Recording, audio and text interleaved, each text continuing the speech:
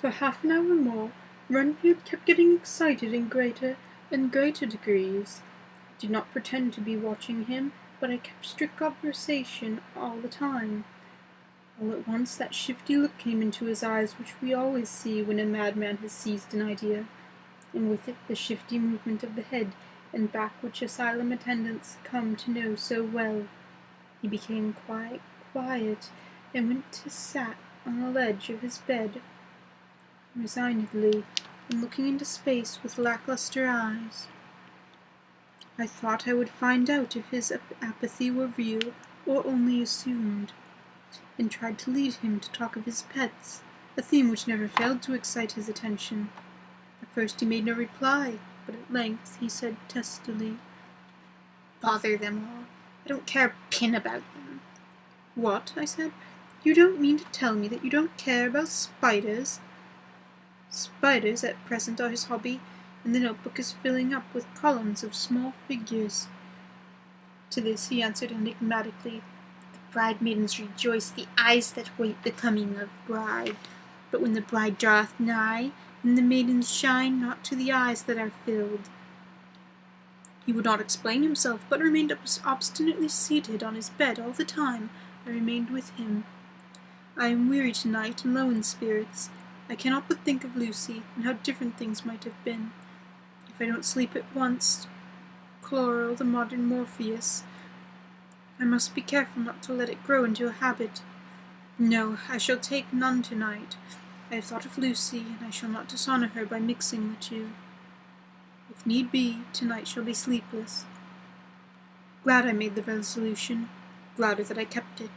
I had lain tossing about and heard the clock strike only twice, when the night watchman came to me, sent up from the ward, to say that Renfield had escaped. I threw on my clothes and ran down at once. My patient is too dangerous a person to be roaming about. Those ideas of his might work out dangerously with strangers. The attendant was waiting for me, and said he had seen him not 10 minutes before, seemingly asleep in his bed, when he looked through the observation trap in the door. His attention was called by the sound of the window being wrenched out. He ran back, and saw his feet disappear through the window, and at once sent up for me. He was only in his night gear, and cannot be far off. The attendant thought it would be more useful to watch where he should go than to follow him, as he might lose sight of him whilst getting out of the building by the door. He is a bulky man, and couldn't get through the window.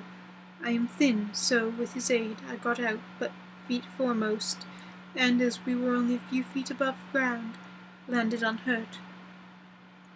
The attendant told me the patient had gone to the left and taken a straight line. I ran as quickly as I could. I got through the belt of trees. I saw a white figure scale the high wall which separates our grounds from those of the deserted house. I ran back at once and told the watchman to get 3 or 4 men immediately and follow me into the grounds of Carfax, in case our friend might be dangerous. I got a ladder myself and, crossing the wall, dropped down on the other side. I could see Renfield's figure just disappearing behind the angle of the house, so I ran after him. On the far side of the house I found him pressed close against the old iron-bound oak door of the chapel. He was talking, apparently to someone, lest I might frighten him and should run off. Chasing an errant swarm of bees is nothing to following a naked lunatic when the fit of escaping is upon him. After a few minutes, however, I could see that he did not take note of anything around him, and so ventured to draw nearer to him, the more so as my men had now crossed the wall and were closing him in. I heard him say, "I am here to do your bidding, master.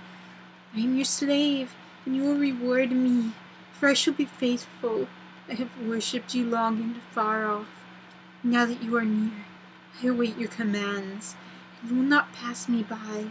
You will, dear master, in your distribution of good things, hear me." He is a selfish old beggar, anyhow. He thinks of the loaves and fishes even when he believes he is in a real presence. His manias make a startling combination. When we closed in on him, he fought like a tiger. He's immensely strong, and he was more like a wild beast than a man. I never saw a lunatic in such a paroxysm of rage before, and I hope I shall not again. 'Tis a mercy that we have found out his strength and his danger in good time. With strength and determination like this, he might have done wild work before he was caged. He is safe now at any rate. Jack Sheppard himself couldn't get free from the strait waistcoat that keeps him restrained, and he's chained to the wall in a padded room.